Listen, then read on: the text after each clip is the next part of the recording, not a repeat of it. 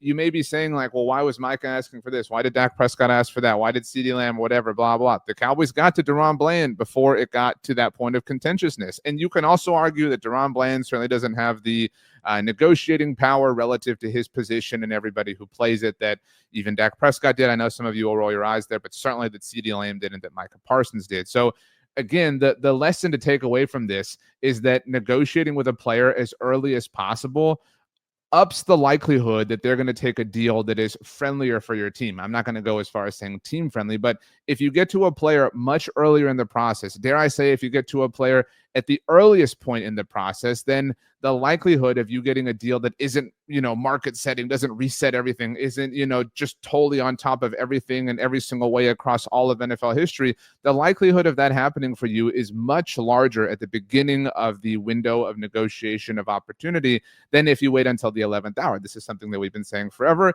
And I would not necessarily say that the Cowboys got to DaRon Bland the moment the window opened, because again, this deal took place on the final day of August, or at least it was announced on the final day of August. But in an overall sense of totality, they did get to DaRon Bland in the earliest possible window. And so again, I think they deserve their kudos here.